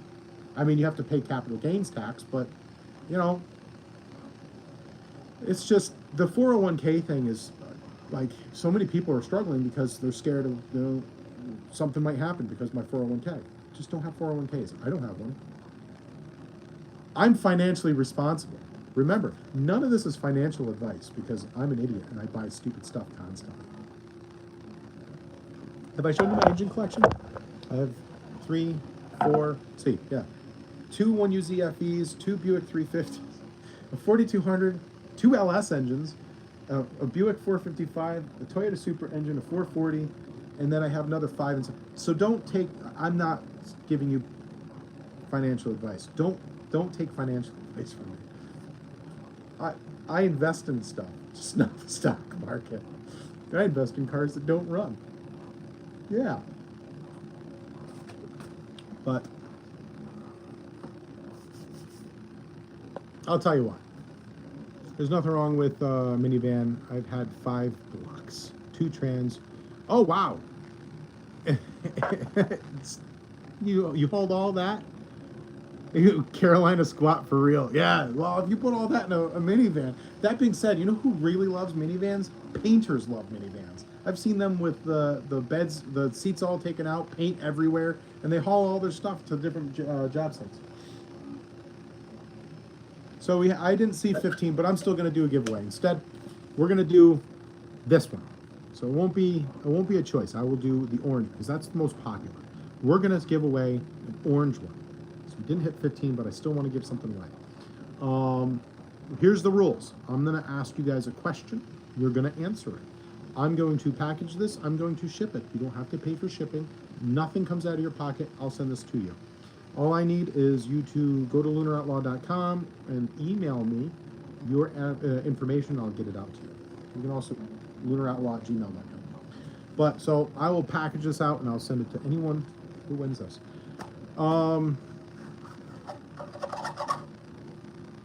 This one is going to be a shout out to.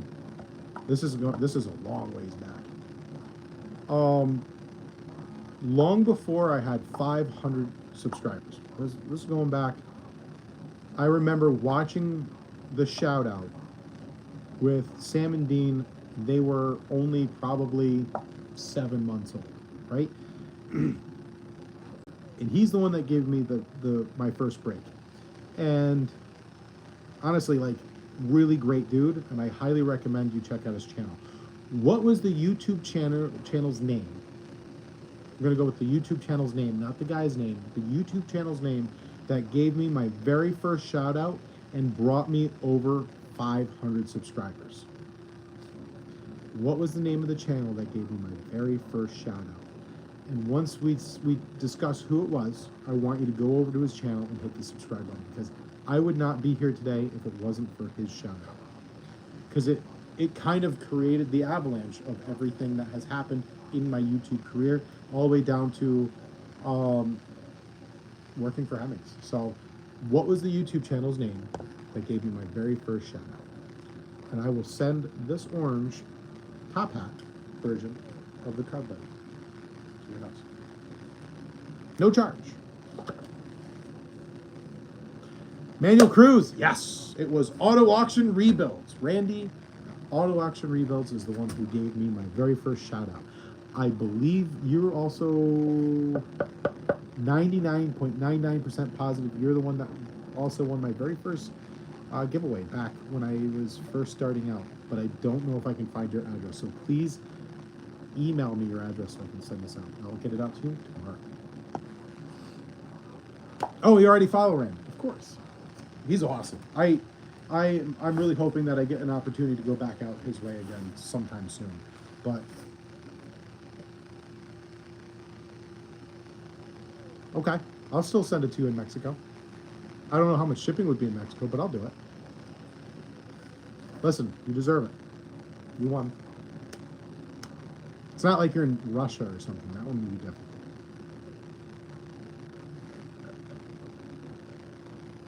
I mean, that I won't turn you down on that, but at the same point, I said I'd send it out. So, just do me a favor, email me, and we'll get together and get this out to you.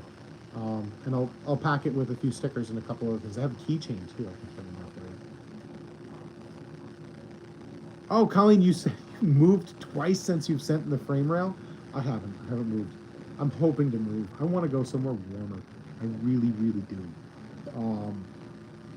Not too warm, not with things that are venomous that want to kill me. Like, I'm kind of scatterbrained when I like get going through salvage yards. I'm like, ooh, piece of candy. Or like a copperhead's gonna take me out one day.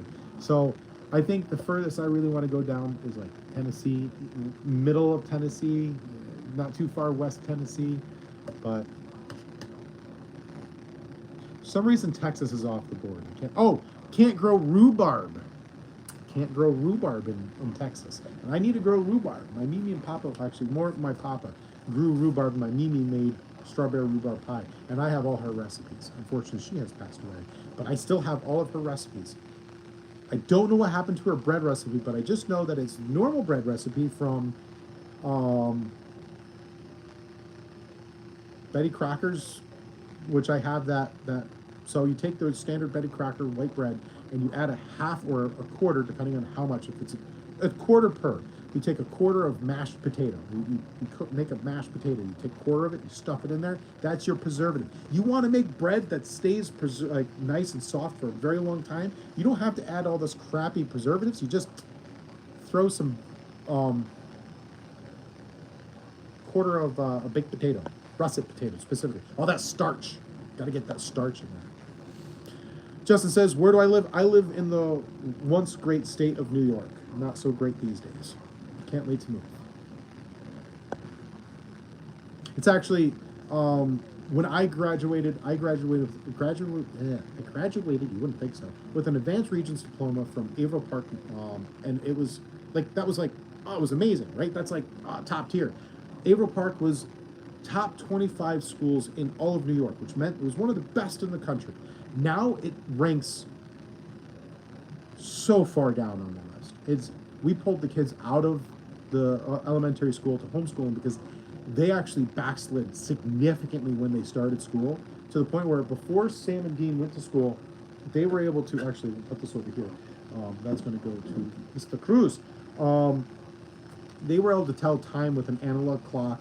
They were able to, do a lot of things.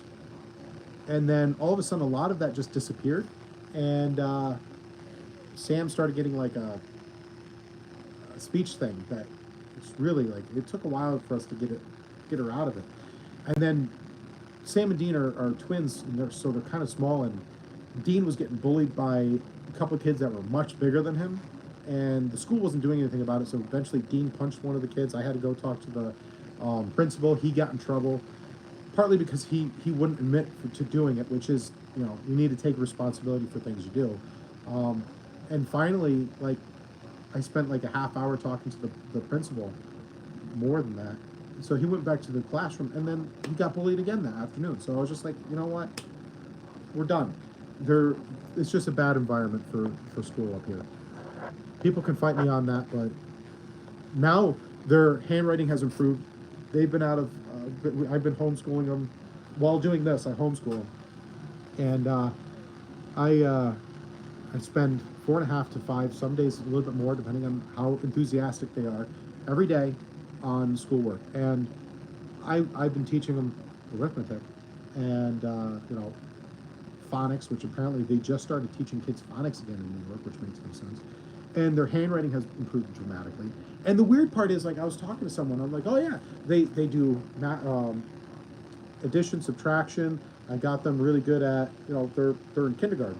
I got them really good at math, and so addition, subtraction, and they have a really good grasp on negative numbers.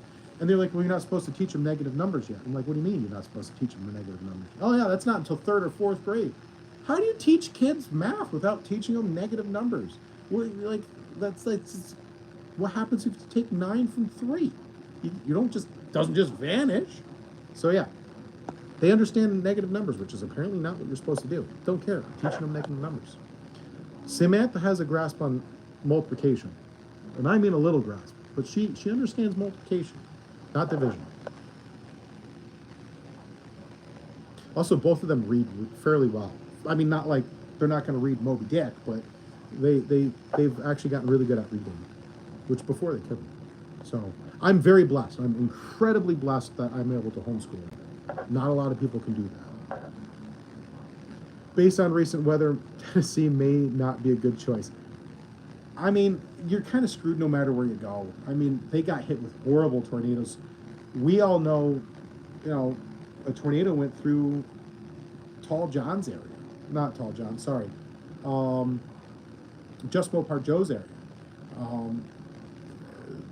Tornadoes are scary. That being said, we had tornadoes come through here when I was a kid. It's very rare. That's why I chose a mountain. They're less likely to go up a mountain. I don't know if that's true. I'm just telling myself that. Let's see. It came a long way since your channel, 5 years since I've started using the CB on your old live stream from Uncle Tony, Tennessee. I used my old name from that. Okay. 38 Racing, yum, rhubarb cake. My mom made that. I never had rhubarb cake. I need to look up that. What the hell does Texas have against rhubarb? Okay, so rhubarb. My papa was really good at growing rhubarb. Like, we're talking rhubarb plants that were like 4.5 feet tall, right? Big rhubarb plants. They were like this wide, and the rhubarb was just so tart, but not too tart. It's like, oh, you throw some strawberries in it, bangers, man. I'll tell you. When I did the Great Race, we went through this area. I drove 40 minutes extra with the truck and everything that was Hemmings and the van, the trailer and everything, just so I can stop by, say hello to my kids, and grab a gallon bag of rhubarb. which were his plants. I divided them off. My mom divided them when she was young, or when I was young, and not saying she wasn't young. I mean, whatever. If she's watching this, I'm gonna get like, I don't know, a nasty phone call. I was young. I'm still young. I'm still 21. Okay, Mom. Love ya. So when I was young, she actually divided some of the rhubarb and started growing it at where she lives now. And when I bought my house, the first summer I actually divided a couple plants and I brought it here. And now I have a pretty substantial amount of rhubarb, and I would like to like quadruple that. But so I swung by and I cut them and I threw them in there, and I just sit there and gnaw on them. Oh, I love rhubarb. Texas can't grow rhubarb. Believe it or not, it's I don't know, it's a Russian plant or something like that. From Eastern Europe, cold, where you think New York's cold, you think like Canada cold, like Siberia. I think it's from Siberia. Whatever. It needs the cold cycle. The furthest south it can grow is Tennessee. So I need my rhubarb. So Texas can't grow rhubarb. Can't go to Texas. Also, they have a lot of venomous things that want to kill me. They don't want to kill me. They will kill me. Let's see. Oh, yes, send me the recipe of rhubarb cake. I will make a ton of it this I'm looking forward to that. The dumbed down system, can't teach them too soon. Yeah, I don't know what happened. I don't know. Buddy says, got 4 inches of snow in Massachusetts. Yeah, what the heck? I got like 3.5-ish. So, why? Also, I'll tell you, you can blame me on this. This was 100% my fault. Because I told Stephanie on Friday, I'm like, Saturday is the day. I'm going to start the suspension on the square body. I woke up on Saturday with 3.5 inches of snow, and it was still snowing. I'm like, or 2.5 inches, or 3.5, whatever it was. There was a lot of snow on the ground. And I'm just like, I guess it's not today. So you can blame me. It's my fault. Still live in Tennessee. The tornado is over. There's a lot of tornadoes. But, you know, you can't go to Florida. Florida has hurricanes. I don't know, fun fact if you didn't know this, but you know the only place in the entire world where you get these angry little creatures with teeth in it, they're called alligators and crocodiles, the only place that they live in the same spot is Florida. I don't know if you know that, but you can fight with both of them if you want. They have alligators and crocodiles. It's the only place in the whole world, 2 angry things. And you know what they said? Alligators, they're so angry because they got all those teeth and they don't have a dentist. Yeah, more you know. So yeah, Florida. Florida is a place that has things that want to kill you, including iguanas that are not supposed to be there. And in the colder days, they fall out of trees and hit you to kill you. I don't know if they can kill you. I don't know. Maybe if the iguana was carrying a rock and 2 coconuts. I don't know. It's getting really late. So yeah, we got a lot of snow yesterday. I wasn't thrilled about that. Anyways, 38, send me email. I'll get this sent out to you on Monday. And Cruz, send me an email. I'll get this out to you. I hope you both enjoy them. If you're going to start doing 3D printing, I highly recommend picking up something like this. Make sure it's a very accurate, as accurate as you're going to run into, so that you can throw this on your regular old glass screen scanner thing, which apparently I haven't lifted one of those up in so long. They don't have that really bright light that blinds you and like goes like this. They have like a bunch of little LEDs now. It's kind of cool. I don't know. I used to build computers like back in like 07, and I was like always into technology, and I fell so far behind when I built my computer. I actually had my buddy come over, and he stayed pretty up to date. His name's Coons, great dude. He helped me put it together. And they had some, your hard drive, you can get little chips that go on your motherboard nowadays. Can you imagine that? They don't use, it's like, I don't know, technology's come so far in the past 10 years, it's mind-boggling. But, anywho, I'm going to go and drink a little bit more water and then go to bed. I am exhausted. So, it was a pleasure. Catch me next weekend. We'll see if maybe we'll do another giveaway. We'll see. Just see how the night goes. But it was a pleasure, guys. Remember, keep your shiny side up. God bless.